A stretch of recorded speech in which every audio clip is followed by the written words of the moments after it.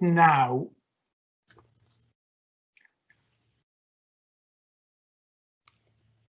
Good afternoon, everyone. Welcome to the meeting of the Northern Planning Committee. I am Councillor Paul Wynne, Chair of the committee. I'm obliged to inform you that the meeting is being live streamed, so members of the public will be able to hear the audio of the meeting and view the papers shown on the screen.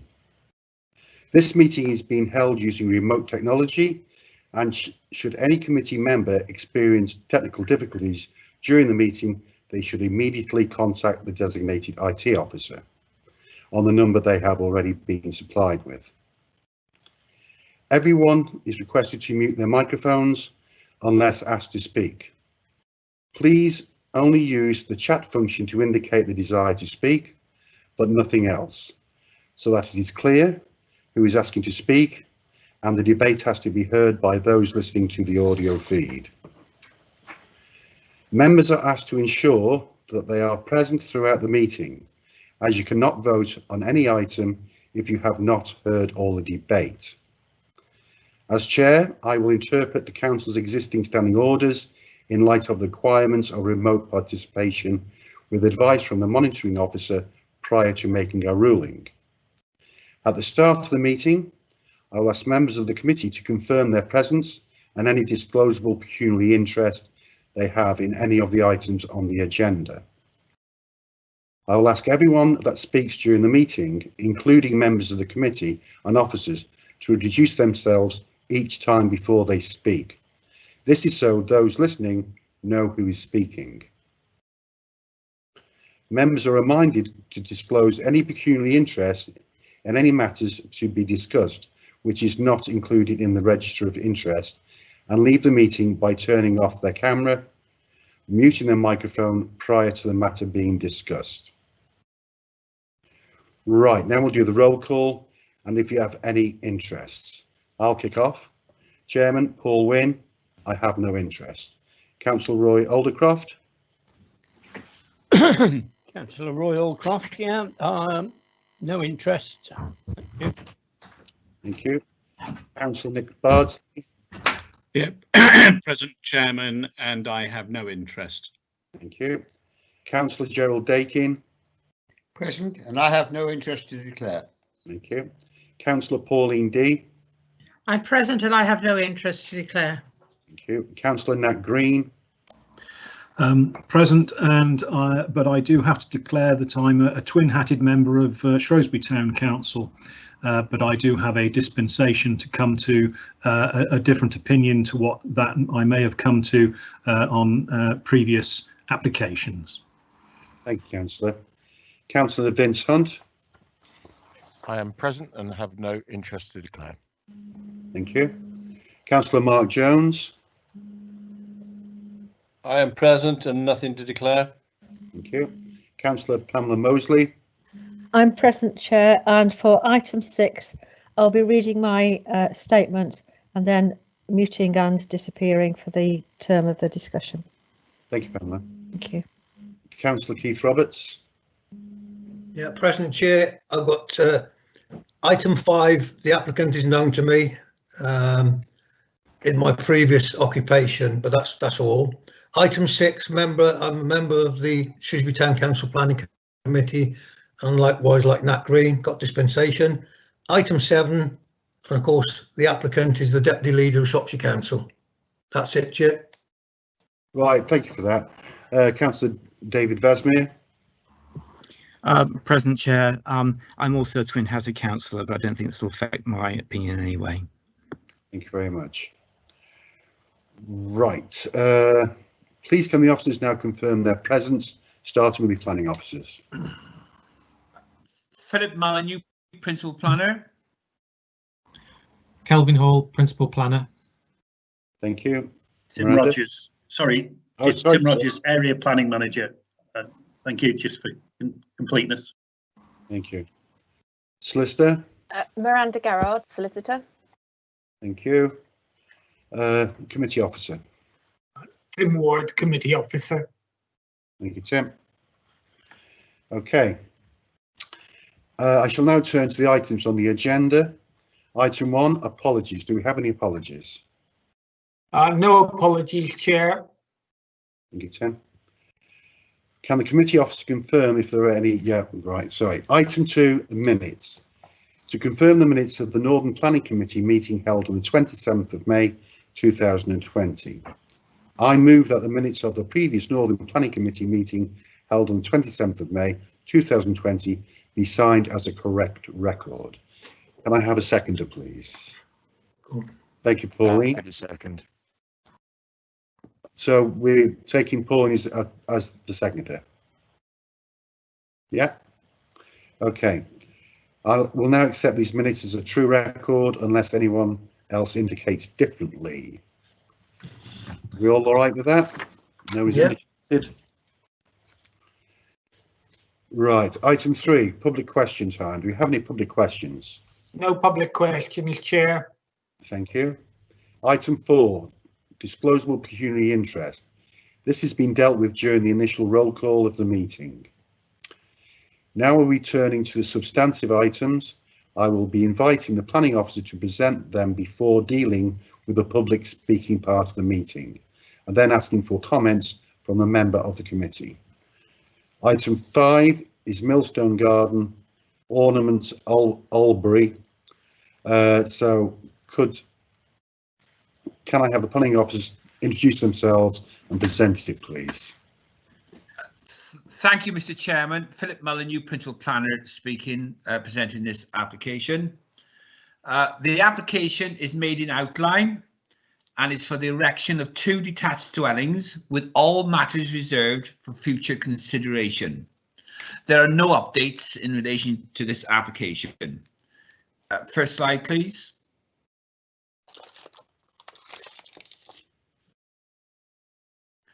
The application site is as outlined in red and indicates in relation to the surrounding residential area.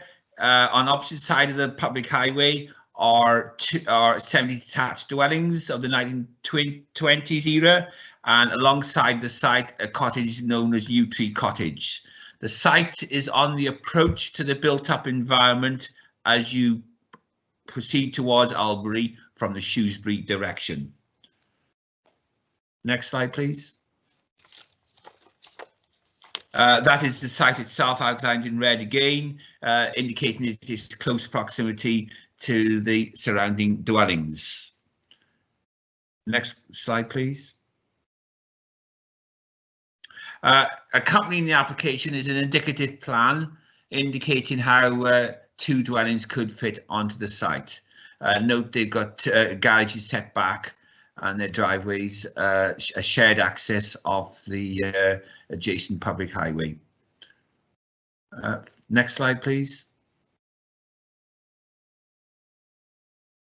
Right, the site is, as I've indicated, on the edge of the settlement and comprises what is classed as a brownfield site. In other words, it's had a previous use, and in this case in relation to the production of garden ornaments.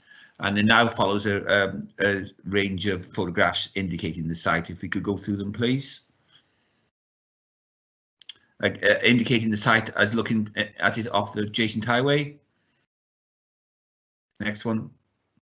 Right, that's clearly indicating it's a brownfield site with a amount of debris on site, etc. Next one.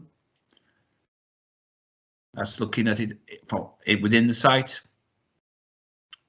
Next one. Built farm on site.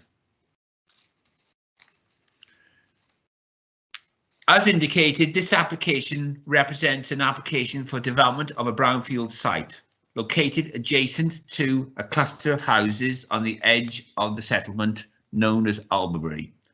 Albury, in accordance with the SAMDEV local plan, is classed as open countryside, and as such local plan policy does not support unencumbered residential development on this site.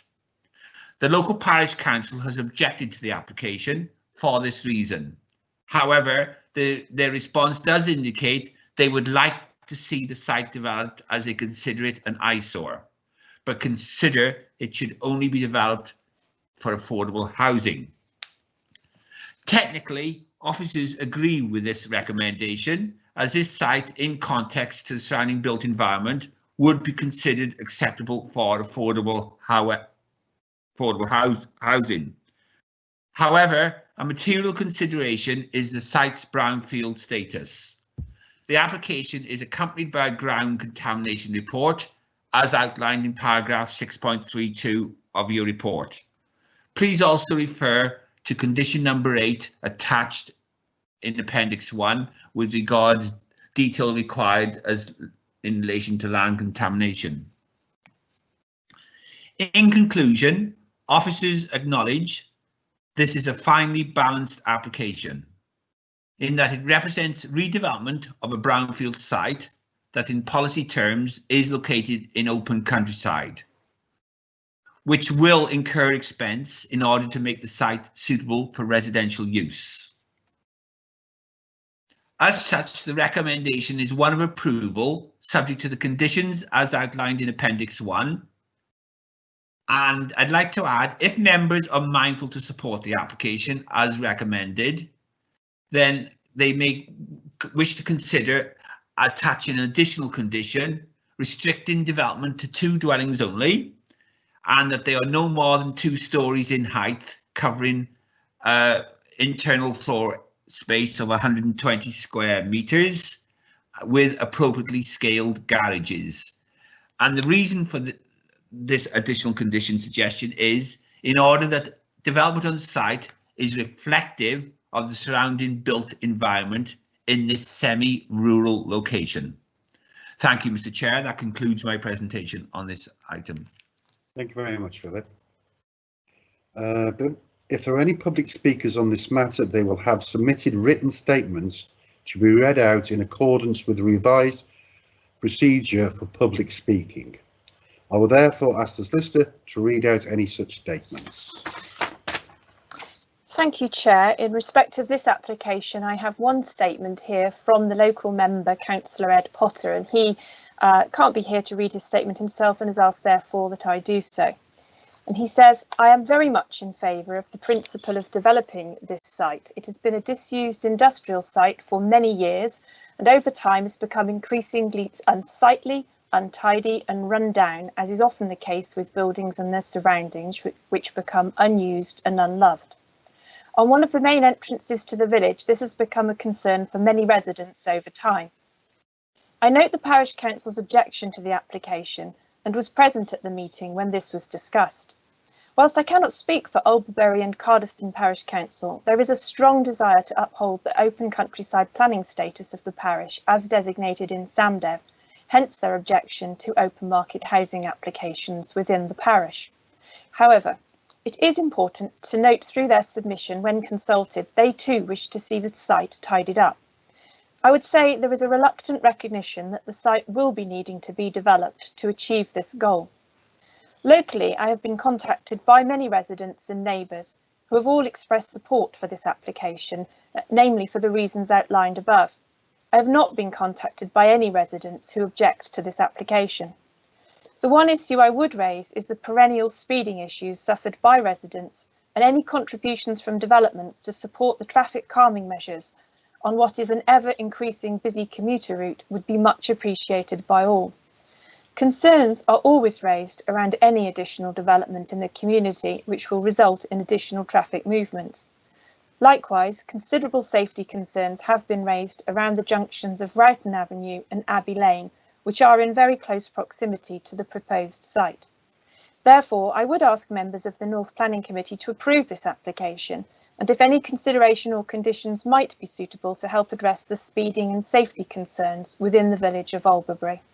That's the end of that statement. Thank you, Chair, and there are no other public speaking statements on this item. Thank you very much, Miranda. Does the planning officers wish to clarify any points in response? Thank you, Mr. Chairman. Philip Molyneux, Principal Planner speaking. Members need to be aware this application is outlined with all matters reserved. If members are mindful to support the application, there would be SIL payments. Otherwise, nothing to report with regards the issue and speeding through the village. That has not been brought to my attention or to the case officer's attention during the processing of the application, as I'm aware. Thank you. Right, I will now ask members of the committee for their comments. Please indicate on the chat function if you wish to speak. Please remember that when asked to speak, members should unmute microphones, state their name and remute on completion. The solicitor will let me know who is next to speak. Chair, the first indication is from Councillor Hunt. Thank you. Thank you, Councillor Hunt.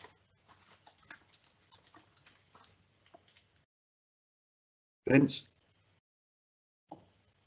Did you indicate, Vince?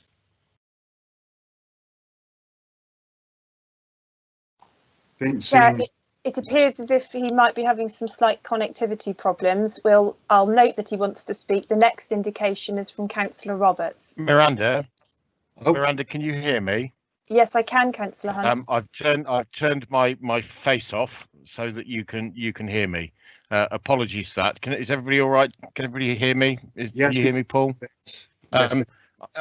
This is a difficult one.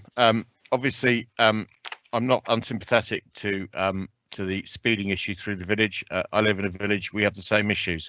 Unfortunately, we have to really concentrate on the application site, which, as Philip has said, is a brownfield site. That kind of puts a different slant on it under NPPF. I noted Philip's comments about restricting it to keep it more in keeping at 120 square meters total floor space per home, which actually would be something that depending on what other members think, I would be prepared to support, because obviously a smaller house is more affordable anyway.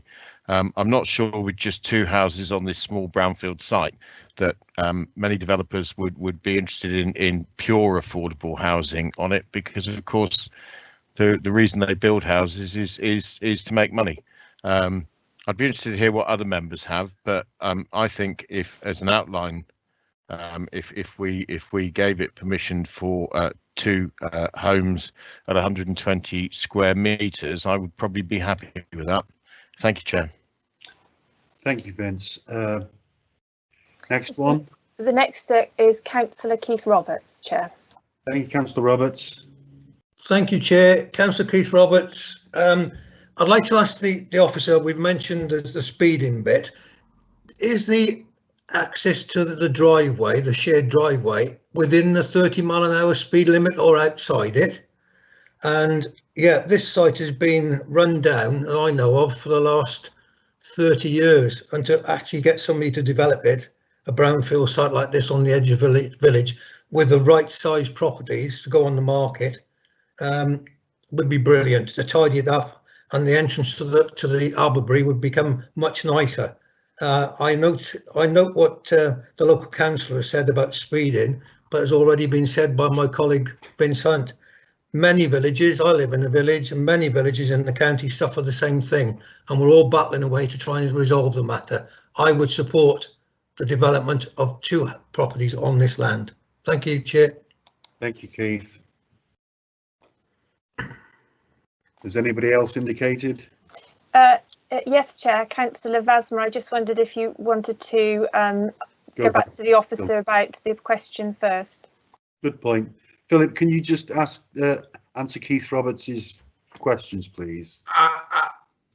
I have been out on the site. I must admit, I never noticed where the speed restrictions started. I didn't think it did start before this site. As I pointed out, it's right on the edge of the built-up area. However, it'd be something to look at during the reserve matters, because all access is reserved for future consideration, and then it'll be up to highway legislation to review where the speed limit is located in conjunction with the local parish council. Yeah, thank you for that. Thank you, Philip. The Chair, the next speaker is Councillor Vasma. Thank you, Councillor Vasma. Thank you, Chair. I was going to reiterate the points that have been made about speeding, actually, and I think they've been partly answered, really. But I was concerned if there's any possibility of us putting a condition on this to help restrict speeding. I think that would be very useful. We'll have to take advice from Philip. I don't think we can put a condition on that. No, sorry, Mr. Chair. Philip, I don't think we can put a condition like that on, can we? No, I think that would be considered unreasonable. Yeah. Anybody else indicated? No, Chair, there are no more speakers indicated at this stage. Thank you very much. Right. Where are we? Right, if there are no more speakers, please can I have a proposer and seconder?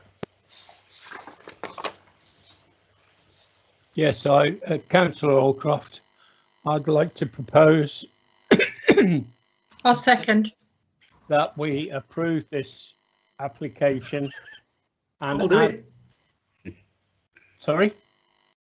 Yeah.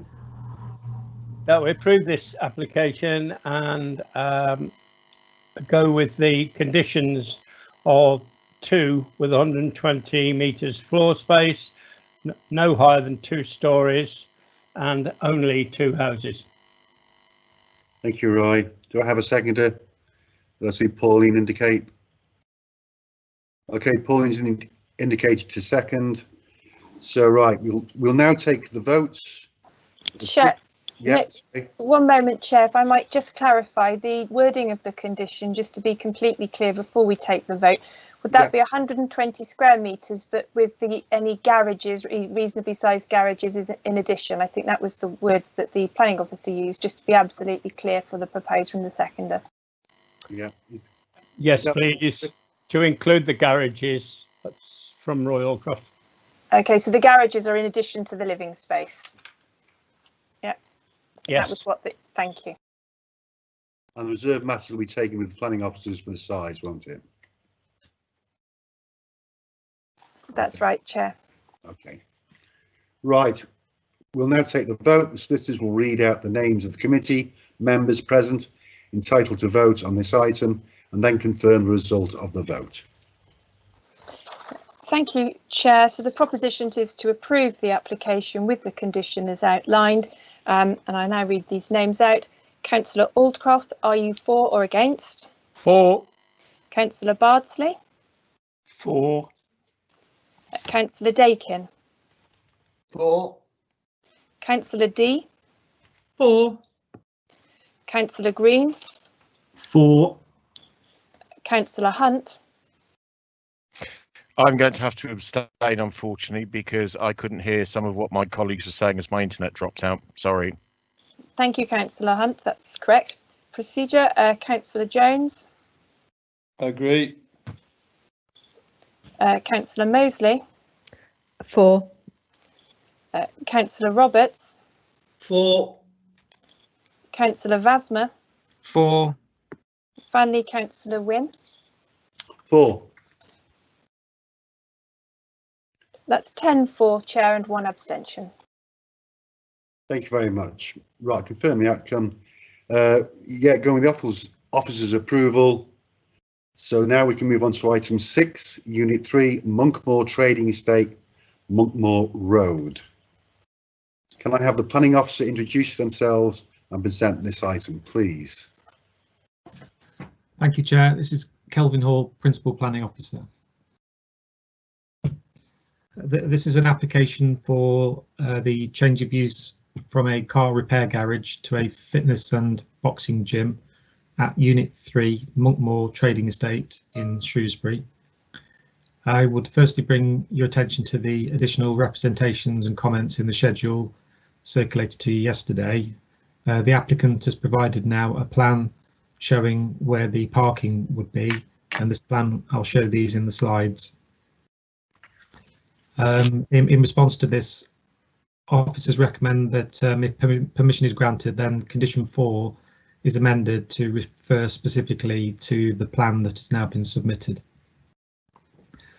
Also, I just want to refer you to paragraph 1.2 of the report, and this confirms that the applicant proposes no opening on bank holidays.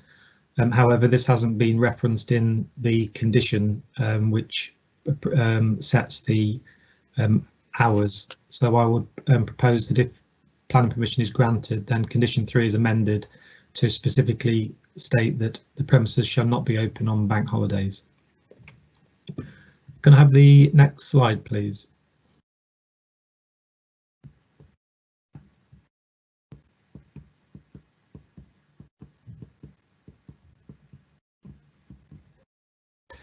So the site is located in an area of mixed business and residential uses in the Monkmoor area of Shrewsbury. Surrounding uses include offices, mixed industrial premises, retail and housing. Next slide, please. The unit proposed is outlined in red, Unit 3. It is at the rear of a large former hangar building, which is permitted for general industrial use. The front of the building is occupied by a carpet warehouse and retailer. Vehicle access to the site is from Monkmoor Road to the northwest on the plan. You can see the black dotted line. And parking is available alongside the unit to the northeast and southeast. The rear boundary of the trading estate you'll see backs onto the rear gardens of residential properties of Eskdale Road, just to the southeast. Next slide, please.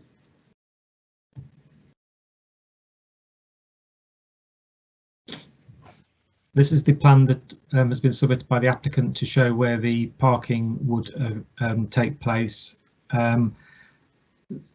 The applicant proposes that the red shaded area would be where the parking for the customers to the gym would take place, just to the northeast of the unit, rather than in the area which is directly adjacent to the houses on Eskdale Road. Next slide, please.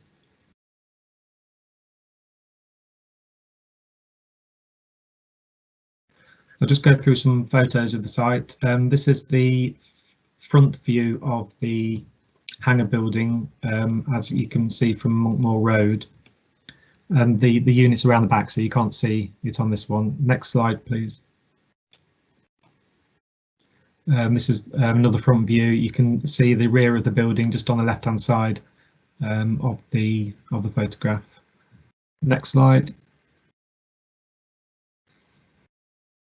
This shows the entrance to the trading estate, which provides access to the proposed unit at the rear.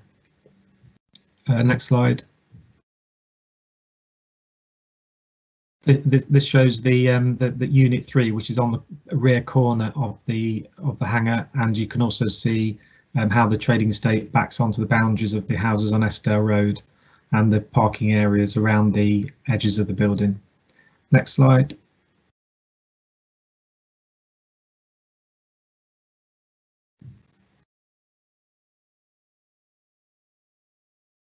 This shows the other elevation of the unit, which is the one that faces onto towards the houses on Eskdale Road and the parking as well. And you'll note the two-storey nature of the building and the windows and the elevations. Next slide. And this shows where the parking areas would be, which were referred to in the shaded red areas on the plan.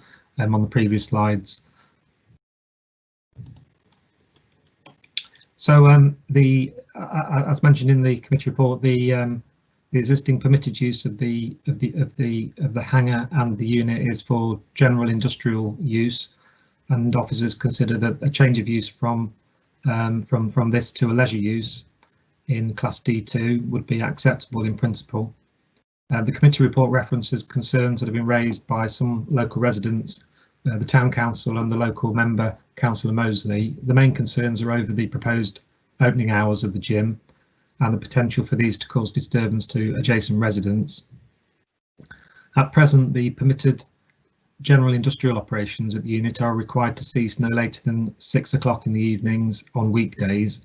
The current proposal would extend those hours to 8:30 p.m, so extended them by 2.5 hours. It also proposes that the gym would be open between 11 a.m. and 1 p.m. on Sundays, whereas at present this is not allowed under the current planning permission. The committee report references local concerns raised in 4.2.4. These reference disturbance that was caused by an adjacent unit which was permitted in 2014 for a boxing club. Excuse me. One of the conditions on that permission was that the opening hours of the premises was limited to 8 o'clock in the morning to 9 o'clock in the evening, Monday to Fridays, and 8 o'clock in the morning to 1 p.m. on Saturdays. This boxing club was subject to previous concerns raised by residents over disturbance. Permission was subsequently granted for a change of use of that unit to a car repair and servicing site, and so that the boxing unit is no longer a boxing club. So in other words, the two units wouldn't be both operated together as leisure facilities. In terms of the current application, officers acknowledge that the proposed use could cause disturbance to residents if there is excessive noise such as loud music and shouting. Therefore, officers consider that the use of the site should be subject to a number of conditions to minimise disturbance, and these include restricting the opening hours to those shown in condition 3, ensuring that parking does not take place along the boundary of the site facing the houses after 6 o'clock in the evening, prohibiting gym activities outside, and requiring that amplified music or sound is not audible outside of the building. In conclusion, officers consider that the change of use to a leisure use is acceptable in principle, and that satisfactory conditions can be imposed to protect residential amenity. It's therefore recommended that members grant delegated authority to grant planning permission subject to the conditions in the committee report and the amendments that I referred to in relation to condition 3 and 4 earlier. And that ends the presentation. Thank you. Thank you. Thank you, Kelvin. If there are public speakers on this matter, they will have submitted written statements to be read out in accordance with the revised procedure for public speaking. I will therefore ask the solicitor to read out any such statements. Thank you, Chair. There are public speaking statements in relation to this matter. The first one is from a Mr. Roy Cartwright on behalf of the residents of numbers 1, 3, 5, 7, 9, 11 and 11A of Eskdale Road. And he says, "Sorry that owing to the coronavirus restrictions, I am unable to address you in person. However, the residents of 1, 3, 5, 7, 9, 11 and 11A Eskdale Road would like you to take account of the following when considering your decision. A few years ago, in their wisdom, the planning team of the day granted permission for a similar boxing and fitness class venture. This gave rise to loud music, much shouting, activity spilling outside of the unit and loiterers climbing on garden fences, all causing plenty of disturbance, nuisance and upsets for the residents whose properties border Monkmoor Trading Estate. The residents do not wish for a repeat performance. Please note the close proximity of several of the residential properties to the unit, just a few metres away. In the past, businesses which looked to fit the local plan were granted permission to operate. However, as we experienced with several tenants in the past, some bring unwelcome extra baggage and proved detrimental for us residents, like the aforementioned. It is widely known that energetic fitness activities bring energetic, loud music and much shouting. For that reason alone, fitness gyms should be located well away from residential properties. In fact, many people in this field use their fitness expertise qualifications to get arrangements to operate within purpose-built fitness centres with facilities, financial, health and safety, etc. all covered. Restrictions on operating hours at the site were put in place to protect the residents from noise and air pollution outside of the permitted operating hours, thus allowing residents to enjoy peace and quiet during evenings and weekends. Surely a reasonable expectation a view supported on a visit by a Secretary of State inspector a few years ago, but one planning team appear to dismiss. The applicant is seeking to operate well outside the site's permitted hours. Because of its close proximity to residential properties, this unit is best suited to small workshop or storage use, and not a gym with all its associated noise. We oppose this application and sincerely hope that after considering our issues, you will respectfully decline the application. Chair, that's the end of that statement on behalf of the local residents. The next speaker is Councillor Pam Mosley, the local member, and she's elected to read her own statement, Chair. Thank you very much. Thank you, Councillor Mosley. Thank you, Chair. Members, you will be aware from the report that I have objected to this application and requested it be considered by committee. This is to expand upon those reasons. For many years, this building has been, in general terms, in light industrial use, with an element of retail introduced on Monkmoor Road more recently. The hours of operation were long established as 8 AM to 6 PM Monday to Friday, 8 AM to 1 PM on Saturdays, with no activities on Sundays or public holidays. In 2003, a planning application was received to extend those hours in the adjacent Unit 4 by starting earlier and finishing later on weekdays, and to introduce Saturday afternoon and Sunday working. The council refused the application, which was subsequently dismissed at appeal. The inspector at the time stated that the main issue in his decision was the proximity of neighbours. If I may quote from the report, it states, "I consider that the main issue to be decided in this appeal is the effect this proposal would have on the reasonable expectations of neighbours, with particular reference to noise, disturbance and the quiet enjoyment of their properties. I feel that the neighbours should still be able to rely on this view. The rear gardens of 1 to 11A Estdale Road are only a few metres from the unit where the boxing gym is proposed. The unit has single glazed windows on the elevation facing the houses and a door around the corner. The applicant has stated that the music will be played but not audible outside of the building. I think that with up to 30 people in classes and the nature of the building, this will be difficult to achieve. Music in gyms is usually motivational and loud. There will also be disturbance from people arriving and leaving. In discussion with the applicant, the council suggested that a condition could be imposed requiring doors and windows remain closed during operation of the gym, but this has been lessened to a condition requiring sound not to be audible outside of the building. Between 2014 and 2016, a boxing club of very similar use operated from the adjacent unit and caused significant disturbance to people living in the adjacent houses, as detailed in the residents' submission. This was exacerbated by the lack of effective enforcement by the council at the time. While this is a different applicant, the residents are understandably fearful that their lives will again be adversely affected.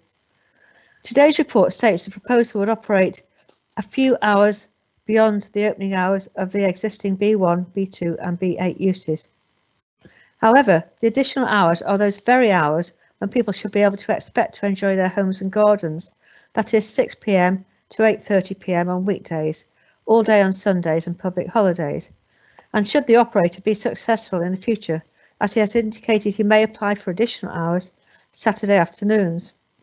I think the proposed use is a good one with good intentions. However, I do not think that this is the building is the right place for it. As such, I would ask that the committee refuse this application. Should committee be mindful to approve this application, may I respectfully request that the hours of operation be reduced from those applied for to an earlier finish time on weekdays and with no activity to take place on Sundays and public holidays. Additionally, I would ask that condition 5, which requires no noise to be audible outside of a building, be expanded to require that doors and windows be closed whilst activities take place. Thank you. Thank you, Councillor Mosley. Does the planning officer wish to clarify any points in the response? Chair, it's Miranda Garrard, solicitor. There is another public speaker if you want to. It was just we do them in the order. So the next public speaking submission is from Luke Merrifield, who is the applicant, and therefore it's in support. And he states, I would like to address your concerns over my application. I can understand why you're objecting, as I lived opposite the junction of Eskdale Road all my life until recently. For a short time, I attended the boxing club that was in the unit. I agree it was noisy and somewhat chaotic. I left to be involved in a more structured club. I'm sorry if the members were disrespectful to yourselves and your property. I would like to assure you that this wouldn't happen if we operate from the site. At present, we are adult only. However, in the future, I would like to offer small junior classes. Please feel assured you will not experience any poor behaviours. Any juniors would have to be signed in and out by an appropriate adult, and therefore wouldn't be outside the building unattended. We take our boxing very seriously and see it as a discipline sport, and wouldn't welcome any members who wouldn't adhere to our rules. We have been operating from a bowling club, and they will vouch for our excellent behaviour. We always respected their property and been mindful of noise levels. We were often open when they were bowling. The bowling greens were only 4 foot from our windows and doors. Even in the extreme heat, we kept them closed to keep noise level down, to respect their sport. Snooker teams played above us. Again, we were very respectful and never received any complaints. The club committee have said how sorry they are that we are leaving and would welcome us back any time. Sadly, we only left due to flooding reasons. It has been mentioned to seek more suitable premises away from housing. We've been actively hunting for 2 years with no luck, as the rent is far too high. Our opening hours have been mentioned. If we opened on a Saturday, it would only be in the mornings. We would open on occasional Sunday mornings, and this would be for one-to-one sessions, no group classes. We would not open on bank holidays. We would be open until 8:30 p.m. on weeknights due to our clients' work commitments. Sessions finishing at 8 p.m, but after cleaning and locking up, I would be off site by 8:30 p.m. I assure you no loud music will be heard from outside. Doors and windows will remain closed during our sessions. All parking will be kept as far away from the houses as possible. No parking alongside the gardens. We will enter and exit via the Monkmoor Road gate, which is farthest away from the houses. As a club, we are well known and very respected all over the country. We travel to nationwide shows and have even competed in Malta. We are very passionate. Myself and 3 members have been offered professional boxing contracts in the last 6 months. Some of my clients come to training classes not to compete in the boxing circuit, but they believe the training has positive effects on their mental well-being. We host boxing shows 4 times a year at the Butter Market in Shrewsbury, where we have almost 600 supporters. There has never been any trouble. The owner reports how professional and organised we are. Merrifield Boxing is more like a family than a club. Thank you for taking the time to hear my views. And that's the last of the public speakers. Thank you, Chair. Thank you, Miranda. Right, does the planning officers wish to clarify any points in response? Kelvin Hall, no, thank you, Chair. Thank you, Calvin. I will now ask the members of the committee for their comments. Please indicate on the chat function if you wish to speak. Please remember that when asked to speak, members should unmute microphones, state their name and remute on completion. Chair, the first request to speak is from Councillor Vasner. Thank you, Councillor Vasner. Thank you, Chair. I'd like to ask a number of questions actually regarding this application. Firstly, I noticed that the applicant says that the doors and windows will be closed, and therefore I wonder whether we can actually amend condition 5 as Councillor Mosley suggested, so that doors and windows are to be closed while activities take place. That's my first question. The second question is there's reference to this unit number 4. This one's next door to unit number 4. I wonder where unit number 4 is in the setup there. And lastly, there was some late material submitted regarding this, regarding the parking, which the officer made reference to. And I wondered whether the objectors and the local council had an opportunity to discuss this and made aware of it beforehand. Thank you, Councillor Vasner. Should we go to Kelvin now? Could you respond to that, please, Kelvin? Thank you, Chair. Yeah, in relation to the first point about closing windows, officers aren't recommending that windows are closed because the expectation would be that there may need to be some ventilation in the rooms from time to time, given the activities that will be taking place inside. However, clearly members, if they feel that it's necessary, then that could be added to a planning condition. But at the current time, officers feel that the proposed condition that there was no amplified music audible outside would be sufficient to avoid adverse residential disturbance. In relation to the second matter, in relation to Unit 4, could we go back and look at the slides, please? And I'll to the location plan, which I think was the second slide. The other way, yeah. Yeah, this one. The Unit 4 is the adjacent one to the southwest of Unit 3, so it's the middle one along that rear boundary, and that had a planning permission granted a few years ago for a change of use to a boxing club. It subsequently had another permission for a change of use to a car repair garage, so it's no longer a boxing club permitted site. In relation to the third point that Councillor Basma made, can we go on to the next slide, please?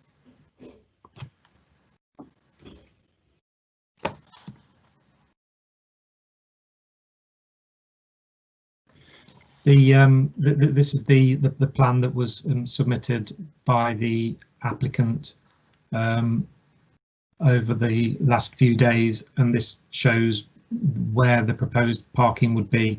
It had been anticipated in the committee report that a plan would need to be submitted by the applicant to show where the parking would be, and that would form part of a planning condition. That plan has now clearly come in before the committee date, and therefore we can refer to that particular plan when referencing the parking restrictions in condition 4. But we haven't specifically re-notified residents of the existence of the plan. No. Thank you, Chair. Thank you, Kelvin. Next speaker, Miranda. Can I come back on? Is that Chair, or do you want to take the other speakers first? Go on then, Councillor. Yes, David, by all means. Yeah. Yeah. Okay. Thank you, Chair. Thank you. Just on the point regarding the parking, it's a very large area between the two buildings where the parking is indicated. And for what sort of control is the applicant proposing to stop people actually parking directly behind the house on Estaire Road, because it is quite a large area, and I don't understand how you'd actually control that. The other thing that does concern me is about the procedure we've now adopted for these planning meetings, and that the statements have been read out today obviously didn't take into account the late submission of the new parking proposal. And I do think, from a point of principle of natural justice, that the objectors and the local council should have the opportunity to be able to make comments on these matters. However, I have to say, in conclusion, I'm very concerned about this application because of the record in the past. And I'm mindful actually to propose that this application be rejected on the basis of the noise and nuisance it would cause and the unsuitability for operating in this very residential area. I was going to take the proposals at the end of the debate, actually, so we'll leave that for now. Thank you, David. So, yeah, and we'll come back to you as when. Miranda, any more speakers? Yes, Chair, the next request is from Councillor Roberts. Thank you, Councillor Roberts. Thank you, Chair. Councillor Keith Roberts speaking. Yeah, this building is, as already been mentioned, it's an old, I think it was First World War RAF building. It's been there forever and a day. Calvin, can I ask that the gym part that they're going to use in this unit, is it one unit and it's all on the ground floor, or is it split into different parts, because the hangar building is quite tall? And the other thing has already been mentioned that David said about keeping windows shut. I'm a member of the gym in the town. Fair enough, where I go is quite isolated, but members are asked not to open windows, and the unit is air conditioned. So there is ways to deal with this if it is hot in the unit. I just wonder what Calvin's reply would be. Thank you, Chair.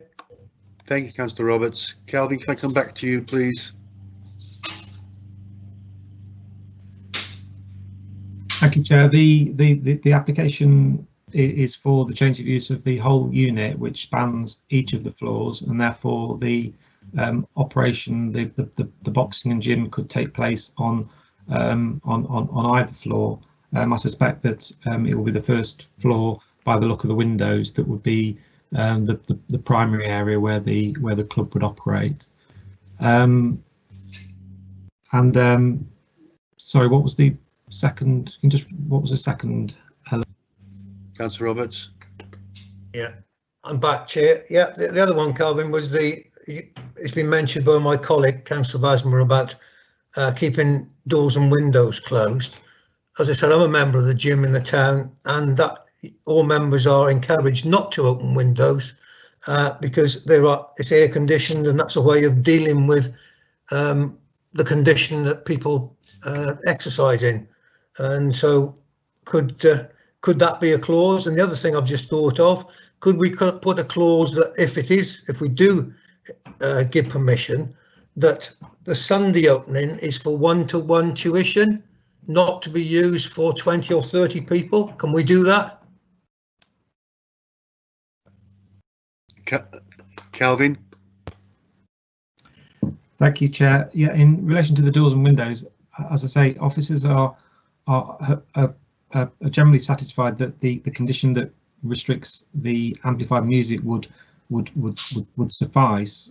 However, if members want to impose a condition that the windows aren't open, then that is an enforceable condition as well. If members would want further reassurance, and of course, air conditioning might be proposed by the operator. We don't have any details of that as part of the application.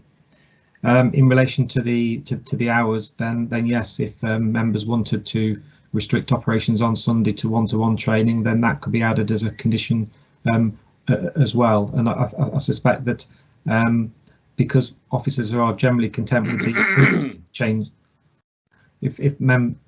because officers are content with the principle of the change of use, then I think it'd be officers' preference that conditions are imposed to limit when and how the operation can take place, rather than refusing it outright, particularly given that we did grant planning permission for a similar facility next door to it a few years ago. Thank you, Chair. Thank you, Kelvin. Any more speakers, Miranda? The next one is Councillor D, Chair. Thank you. Thank you, Councillor D. Chairman, my concern is over security for the whole site, because if it, as it is now, everything closes down at 6 o'clock, and I'm thinking the opening hours should be as they are, as existing, because if it's later on in the evening, it's dark, the winter and everything, you could get people could be around the other units, which could be quite worrying for the other people that are working there. And so that is my one concern. I mean, perhaps as has been suggested, the one-to-one on a Sunday might be, sort of quite viable. But I'm very concerned about having it open on the Sunday as is planned. The applicant has written a very good submission, but what happens if he decides to pass the business on to another operator who will not be so vigilant? Perhaps the previous person who had the one that caused all the problems decides that he wants to get in on it, and that just worries me. If there's some way of conditioning it just to this applicant.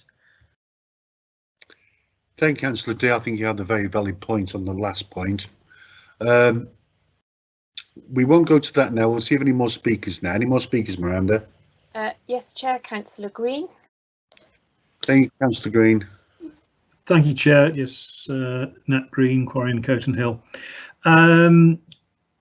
Just a question, really. As this is a change of use application, could we grant a temporary application instead of permanent?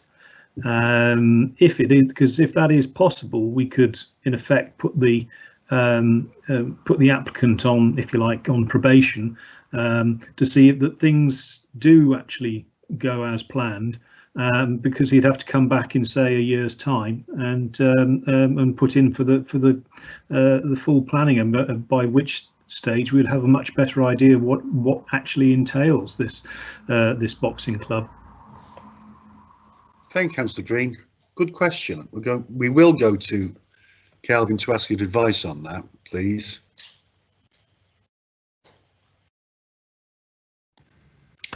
Thank you, Chair.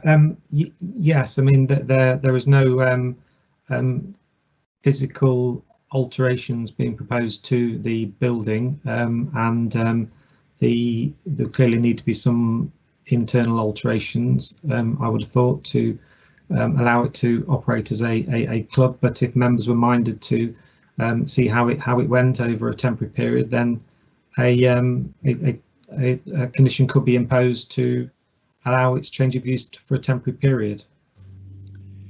Thank you. And Pauline's second point, can we just clarify that now? Which I just can't quite remember, it's quite valid. Pauline, can you just do that one while we're on? Yes, it's the applicant, having put in a good submission. If another operator took over who wasn't as vigilant. Thank you. Kelvin, I presume conditions put in place would cover that, but please go ahead. The application is being considered on the basis of the application documents rather than the later submission of the applicant, and the conditions would apply to any operator if the current applicant passed the business on to another operator. So they would run, the conditions would run with the business rather than with the actual particular operator, so they'll continue to apply. Okay, thank you for that. Right, any more speakers? Yes, Chair. Councillor Bardsley, Chair. Thank you, Councillor Bardsley. Thank you, Chair. A question first of all. The parking area, is that shared with other users of all the other units? Kelvin presumably knows the answer to that question. Kelvin?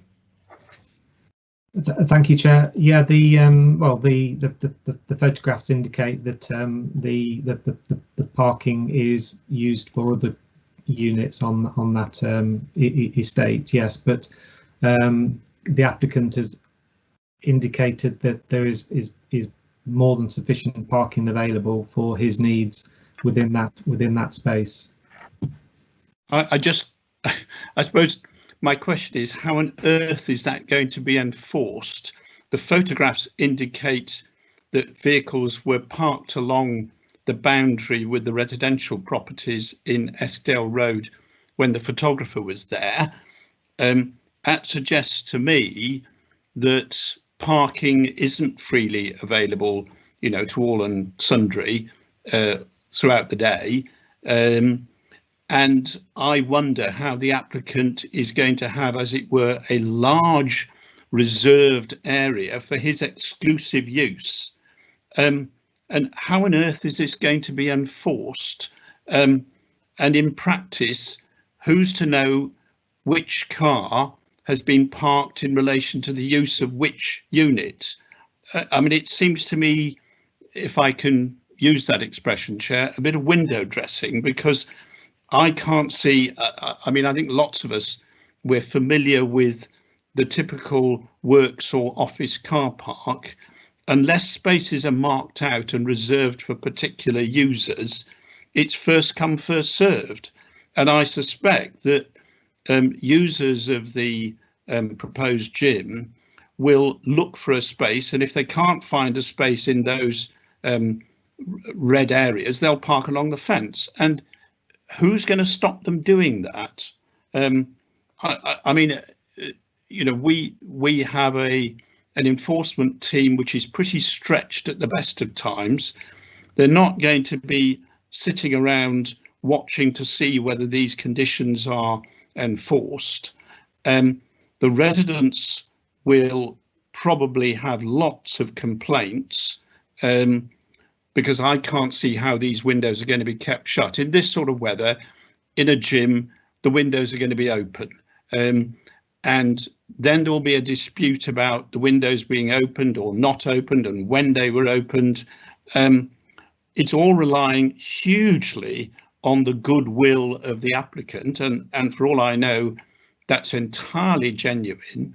But as Councillor Pauline D has said, that use could cease in 6 months' time, 12 months' time, or the owner could move on to more suitable premises, and it would be quite impossible to stop somebody else coming in and frankly not bothering to comply with all the goodwill suggestions that have come from the present applicant. So I'm also very concerned, Chair, that this is reliant very much on the goodwill of the applicant. But as we all know, you know, the planning permission attaches to the land, to the premises, and it could easily be passed on to somebody who would not exercise the same degree of goodwill and respect towards neighbours. Thank you, Chair. Thank you. I do feel if the conditions are put in place, I think Councillor Green had a very good point of giving it a time scale. Personally, if they don't adhere to the conditions, they don't get their planning permission. That's how I foresee it. But I shall check with Kelvin if he agrees with me. Kelvin. Thank you, Chair. It's probably just worth noting that the other units on the site do close at 6 o'clock, and therefore then that would free up parking spaces for the boxing unit between 6 and 8:30 in the evening. The other point to note is that, of course, that is general parking around the back of the unit, which is not controlled under the planning permission at present, and therefore what this application is doing is seeking to certainly to do its bit to shift the parking for one of the units further away from the properties, but we have to acknowledge that for the other units they could continue to park unrestricted adjacent to the properties. So I personally, I don't think that the actual parking restriction, whilst we're trying to do our bit for this particular unit, is not going to resolve all of the issues that residents might have in terms of disturbance from people parking in that area. Thank you, Chair. Thank you, Kelvin. I think Mr. Barnsley will come back and say, how do you police it, Bob? Chair, it's Miranda Garrod, solicitors. Through you here, I think I should just point out that the proposed condition regarding parking was to cover the from 6 o'clock on weekdays and on Saturdays and Sundays, so it wouldn't restrict where the parking from the gym could be when the other uses on the industrial site were there. It would only be when those other uses were shut, and therefore the parking in the rest of the area wasn't in demand, that the applicant would then prevent its customers from parking by the houses. So there would be the parking available, presumably because the other units wouldn't be in operation. And I would also just comment, Chair, if I may, in terms of the comments made, that in terms of any conditions on a planning consent, the committee must assume that they will be complied with, and that is the case of any planning consent. Because of course with any consent the permission could be passed on and somebody could come along and choose to ignore the conditions, and that becomes an enforcement matter. It's not something that you can reasonably refuse an application on based on the fear that a subsequent operator may not comply with conditions, and that would not stand up in terms of any form of defence on an appeal. I'm bound to advise you as to that. I would just say also, I'll come to the other speakers for you in a moment, Chair, but I have seen that Gerald Dakin has indicated, but he's not indicated on the chat function. So just so he knows, I'll indicate to you in turn when it's his turn. Can I also add, Mr. Chair, through you? Right. I'd like to. I think you need to. With the issue with regards to window opening, I think I need to bring to your point to your attention. Regulatory services have been consulted in this application in 4.11, where they say the noise from the centre should not be audible at the boundaries of the near residential properties. I do consider it unreasonable to expect windows to be closed. It'll be a difficult issue to enforce. Usually on housing schemes, you'll have some housing developers asking for windows to be closed in order to protect the residents within the building, not in the case where it's outside. So therefore, I think regulatory services comments are something members need to take note of in this situation. Thank you for that, Philip, and thank you to Miranda for clarification on those points. Right, we'll go back to the speakers now, please. So the next request is from Councillor Vasmer, who indicates he wants to come back on a couple of points. Thank you very much. Councillor Vasmer. Councillor Vasmer Underdale, thank you, Chair. I just wanted to make the point on the what the officer was saying about 4.1.1. I mean, certainly the experience of residents in the past, given the comments from the councillor and the objector, was that noise could be quite clearly heard, and I think that we could vary the condition 5, as Councillor Mosley suggested in her submission, that windows be closed whilst activities take place. So there's not going to be no ventilation whatsoever, but that when activities are taking place and people are perhaps shouting, music going on, that the windows are closing at that time to protect the residents from that. And the other point I was going to take up about parking, it seems to me that the condition on parking is not really relevant at all in this matter, because unless there is a physical barrier preventing people from parking behind the houses, I don't think it's enforceable whatsoever, and I don't think it's something we should take into consideration when on this application. Thirdly, I'd just like to say that I like Councillor Green's suggestion, and I think I'll be supportive of that. Thank you. Thank you, Councillor Vasmer. Miranda. Councillor Hunt. Again, Councillor Hunt. Thank you, Chair. Councillor Hunt, Oswestry West. I was actually going to propose something along the lines of Councillor Green, perhaps not 12 months. There's obviously going to need to be some investment into putting this in. I was going to suggest probably 2 to 3 years.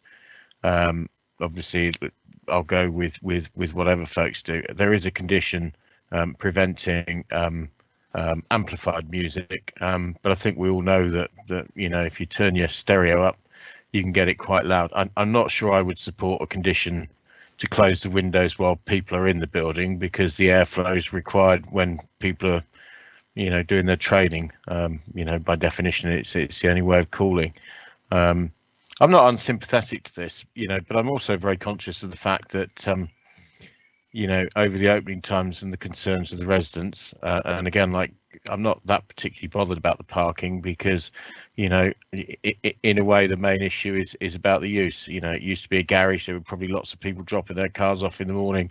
They were probably getting parked everywhere and then picked up again as and when they were fixed. So that's part of an industrial estate, and really it's up to them to police it, marshal it. I am this is a really difficult one. I'm kind of torn both ways. I'm very sympathetic to the residents, but I am conscious of the fact that an earlier inspector did decide that there should be no extension to these units beyond 6 p.m. in the evening. But of course, if you try and tell a gym to shut at 6 p.m, people tend to go to gyms when they finish work. So this is a difficult one. I think this is going to need some careful consideration by all of us when we go to the vote. Yeah, what we'll do, we'll take the proposal when we've had the debate, and I'll be going to David for his proposal to start with. So any more speakers? Councillor Dakin, Chair. Thank you, Councillor Dakin. I'm sorry, I can't get my little hand up. Can you hear me now? Yes, we can. Thank you, Councillor. Yeah. We're talking about how best to control the noise within this gym. Surely that's up to the applicant to control that noise. The World Health Organization has a set limit of noise that is permitted. So surely we should ask them to operate within that. And I quite like the idea that we do, say, a 12-month trial to operate within the World Health Organization lines. And I would support that. Thank you very much, Councillor Dakin. Do we have any more speakers? The next, and it appears final one, is Councillor Green. Thank you, Councillor Green. Thank you. Well, I hope I'm not jumping the gun here too much with Councillor Basma, but I did hear him say that he was willing to support my suggestion. So if what I would like to do is to propose that we support this application, but as a temporary 2-year, and bearing in mind also that under the present COVID-19 rules, even with the ones that have just come out today, gyms cannot be open yet anyway. So they're not going to be opening in the next few weeks. I suspect there will be a dropout in terms of their, and probably not until autumn, where they can realistically start anyway. So I would give them a 2-year temporary, and to see how that works. And at the end of that period, we will then find out, when they come presumably to go for a permanent application, just how that has actually panned out. Okay, so I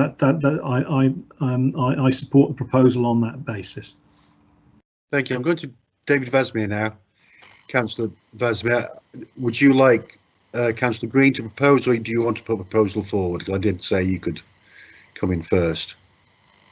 Thank you, Chair. Yes, Councillor Vasma here, Underdale. Yes, I would withdraw my proposal, and I would like to second Councillor Green's proposal. But I'm very concerned about condition 5, and I do think that doors and windows should be closed whilst activities take place. And I would like the condition 5 to amend it along those lines. And as long as that is done, I'm willing to support and will second Councillor Green's proposal.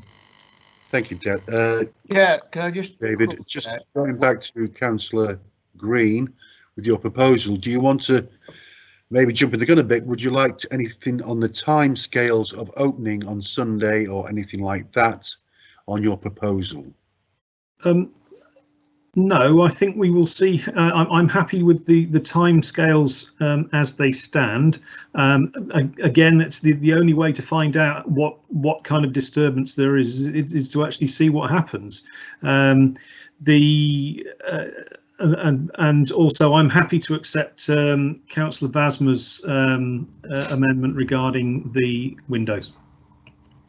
Thank you, Councillor Green. Right, we have a proposer and a seconder for this application. Yeah, can I just come in? I'm sorry I can't use my hand, but right, go on, Gerald. We're trying to tell the applicants how to reduce their noise. Surely it's up to them how they reduce the noise, as long as it's kept in with the levels that the World Health Organization set. That's well known, and if they keep with those levels, we shouldn't be prescriptive on this. Thank you, Gerald. I think it's all. It has been mentioned that it will be kept below a certain degree and will not disturb the neighbours at the back. I think that's put in place already. I'll just check with Kelvin, but I think it's in the proposals anyway. Kelvin, could you just have clarification on that, please?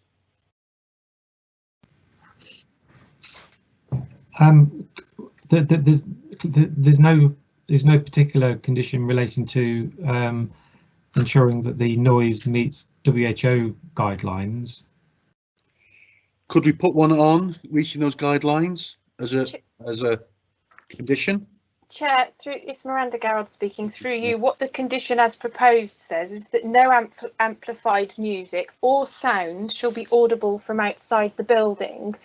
And so if that is achieved by the applicant, then how the applicant achieves it is arguably up to them, because if they're undertaking activities which don't generate noise to be audible outside the building, why would they need their doors and windows closed? There is a danger that that is an unreasonable condition, given the condition about not actually being able to hear it beyond the building. If you can't hear the noise, the condition is surely not necessary, and it would therefore potentially fail the tests for a condition, would be my advice to members.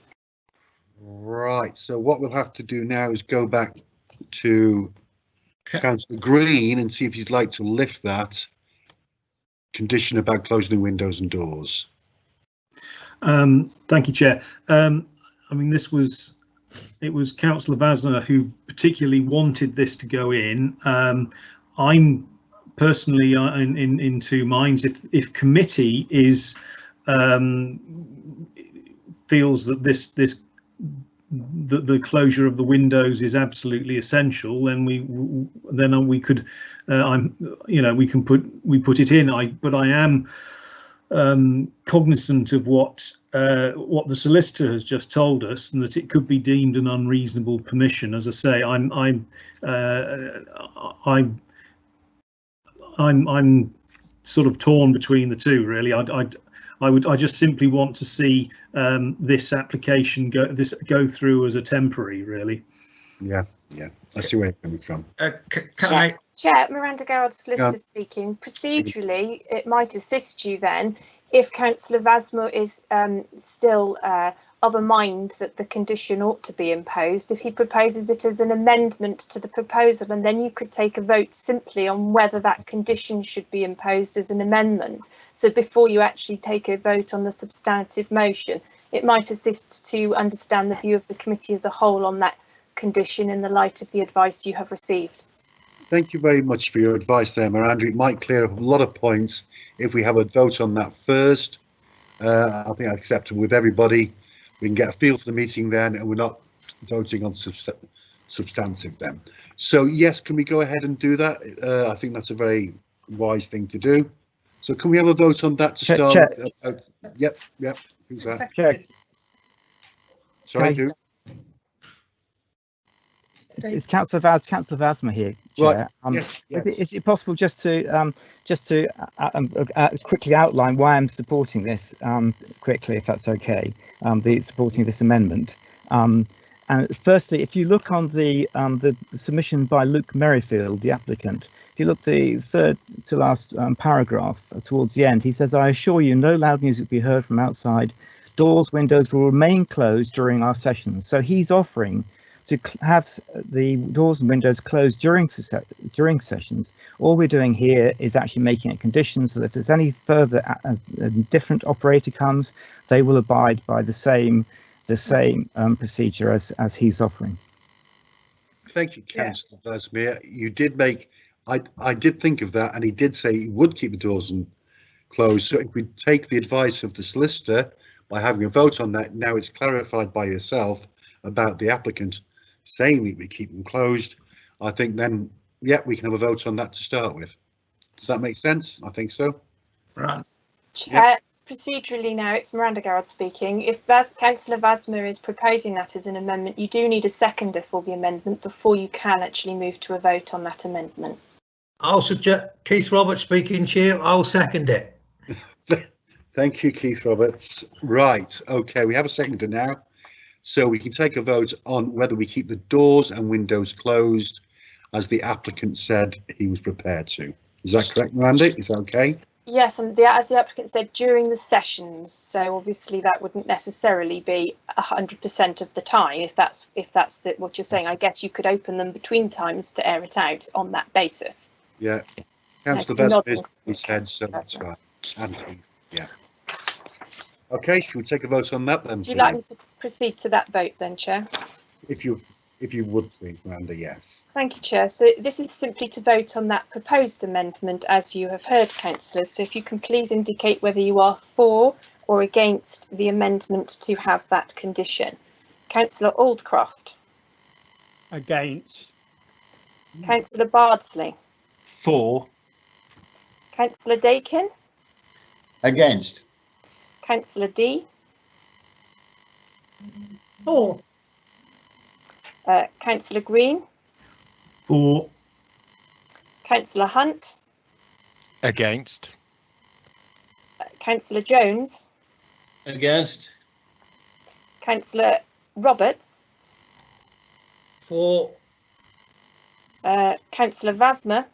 For. Councillor Wynne. For. 4. That is 6 votes for the amendment and 4 against, so the amendment is therefore carried, Chair. Thank you very much.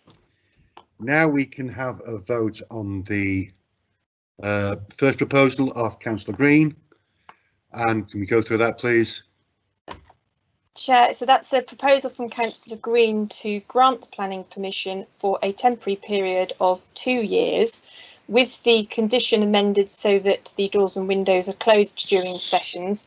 And I'm also assuming with the amendment to the condition indicated by the planning officer, so that it's closed on bank holidays, and also the amendment to condition 4 regarding parking as set out by the case officer in the late updates to reference the plan that had been submitted by the applicant.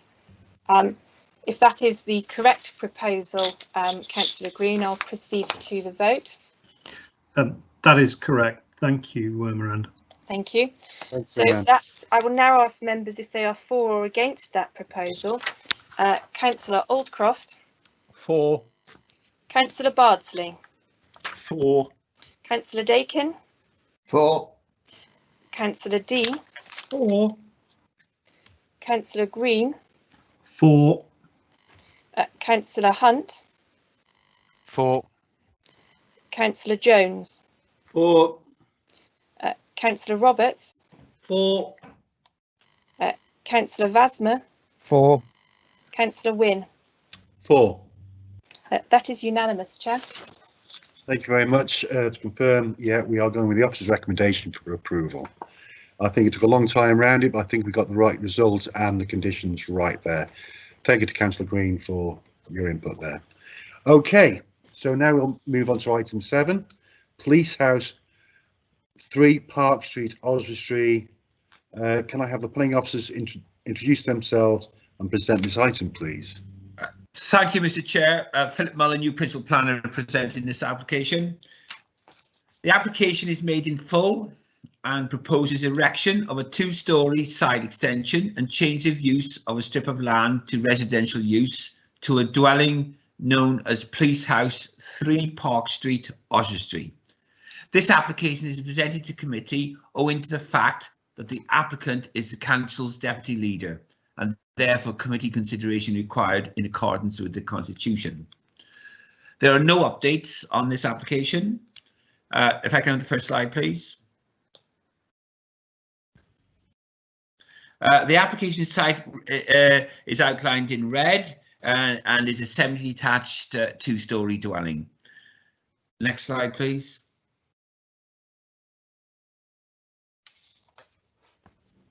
Right, this shows the site outlined in red, the boundary, and in context to the surrounding area. It's a semi-detached house adjacent to a house that has also appears to have had alterations. Next slide, please. This indicates the proposed block plan with the extension added, and please note the scale of the proposed dwelling in relation to the adjacent dwelling I've just referred to, which is it's semi-detached to, of course. Next slide, please. This indicates the existing elevations and floor plans. Next slide, please. This is proposed elevations and floor plans with extension added. As you can see, and it's a 2-storey extension to the one side of the house with the second floor set back and the roof slightly dropped. The proposed extension is considered acceptable in scale and mass, with no significant detrimental impacts on the surrounding built environment or residential amenity and privacy, with no issues in relation to highway and transportation matters. The recommendation is one of approval, subject to the conditions as outlined in Appendix 1 attached to the committee report. That concludes my presentation on this application, Mr. Chair. Thank you. Thank you, Philip. If there are public speakers on this matter, they will have submitted written statements to be read out in accordance with the revised procedure for public speaking. I will therefore ask the solicitor to read out any such statements. There are no public statements on this matter, Chair. Thank you very much. So, yeah, we can. Right, I'll ask any committee members for their comments. Please indicate with the chat function if you wish to speak. Please remember when you ask to speak, member should mute microphones, state their name, and remute on completion. Right, do we have any speakers? Councillor Mosley, Chair. Thank you very much. Thank you, Councillor Mosley. Thank you, Chair. Just one question. The strip of land which is indicated for change of use, which is taking a little of the police station land, it doesn't say what the use of that land was previously. Is it just amenity space, or is it car parking, or will it impact on the operation of the building and its curtilage at all? Thank you. Thank you, Councillor Mosley. Philip, can I come to you for? Yeah. Can we go back to the proposed block plan, please?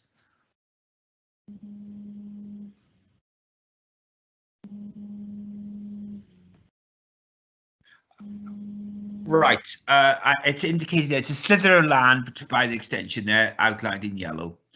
What its existing use is, I don't know. I cannot answer that question, but that points the what it entails.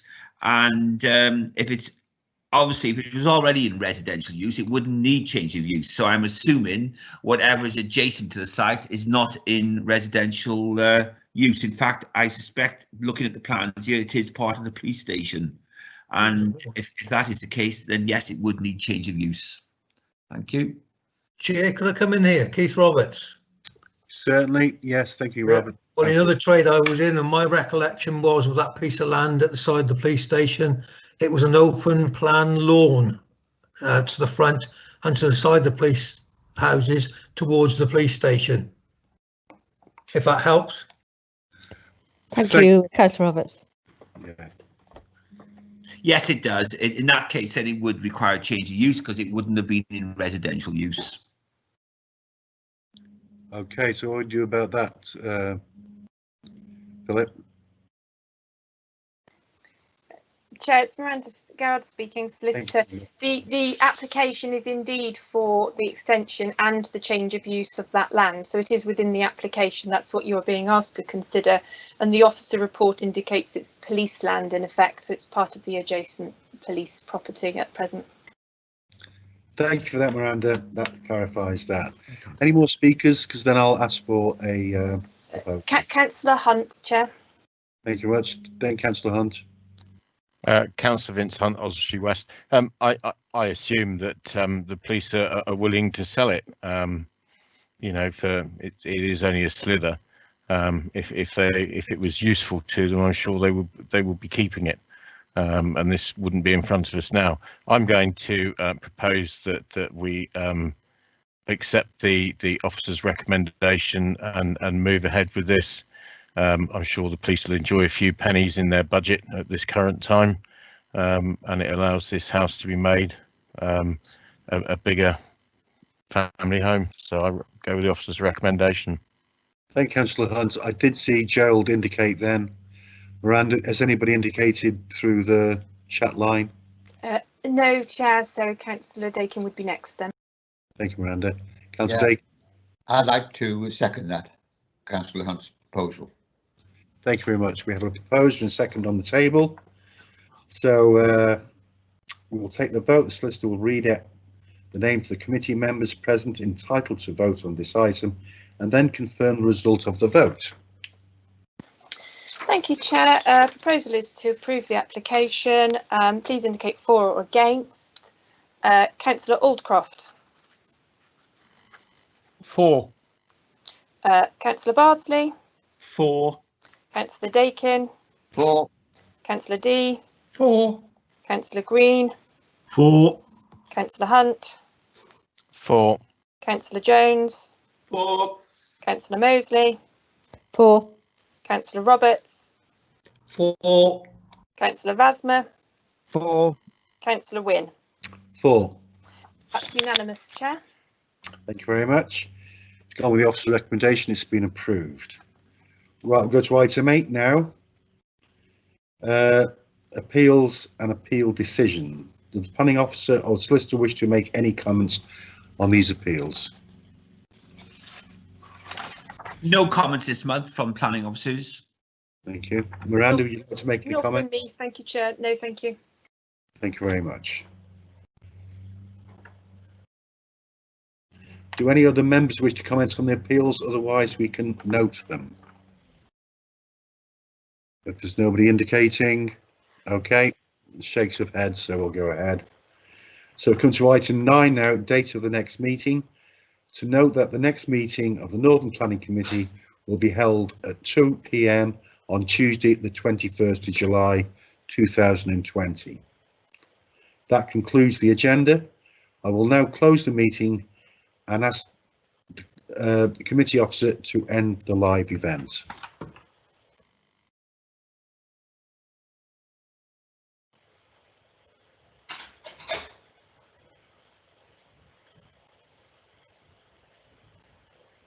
Tim, were you able to close the meeting from the live event?